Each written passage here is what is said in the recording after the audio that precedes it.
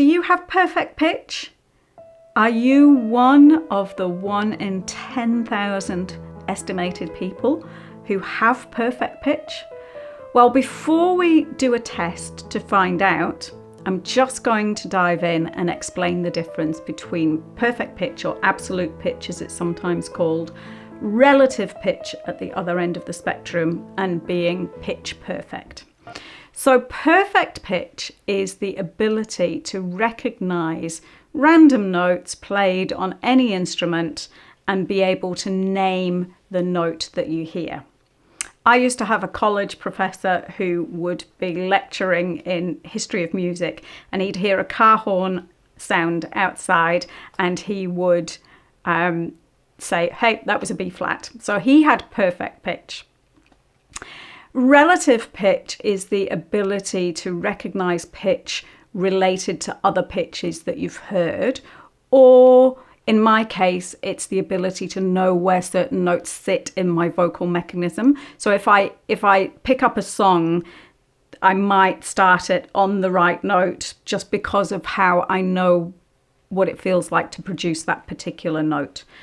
So that's the difference between perfect pitch, is just this innate ability to recognize notes accurately every single time, and relative pitch is something that's more of a learnt skill. And then there's pitch perfect, which could either be the movie franchise, or it's more about having really good intonation and always singing bang in tune, so right in the middle of the pitch, and not having a tendency to sing either sharp above the note or flat below the note. So there are our three definitions. So here is the perfect pitch test. I'm going to play a series of notes. You write down on a piece of paper what you think those notes are, and then you need to rearrange them into the name of a vegetable. They spell the name of a vegetable. So here we go. Tell me, first of all, write down, what's this note? And this note? And this note? And this note?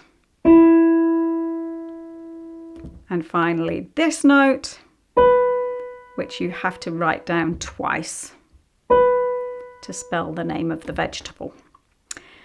So here we go. This is our vegetable. C-A-B-B-A-G.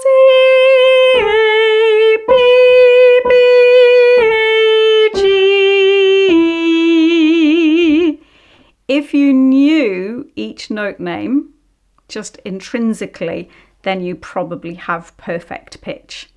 If you just managed to work them out because of their relationship to one another, then you more than likely have reasonable relative pitch.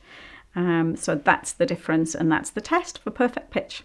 Most babies are born with perfect pitch, and actually a few of those who are brought up in musical families will maintain their perfect pitch into adulthood. And most babies, most of us, lose that innate ability that we're born with. It's really complicated scientific research, really fascinating to me, but I'm not even going to try and break it down for you because it's really complex stuff.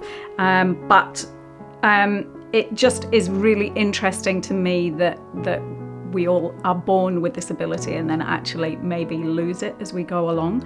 I know lots of musicians, and I maybe know 5 or 6 people who have perfect pitch.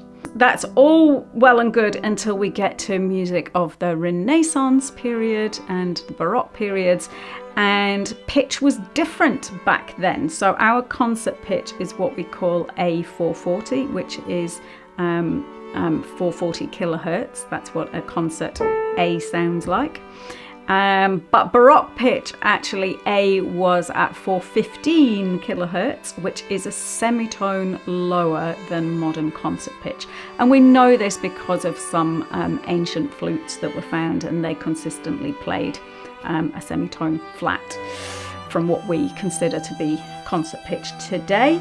So we know that Renaissance and Baroque music sat lower than it than concert pitch today. So that means if you have perfect pitch and you're trying to read music and perform it in the Baroque style, that you have to read the notes that your brain is recognizing and then transpose them down a semitone. Well, that would totally fry my brain. I think, I can moan as much as I like about how hard sight singing is, but then I think about those poor people who do have perfect pitch and have to constantly transpose down when they're singing in order to sing Renaissance music. So there you go. There are your differences between pitch perfect, perfect pitch, and relative pitch. I hope you're not too confused.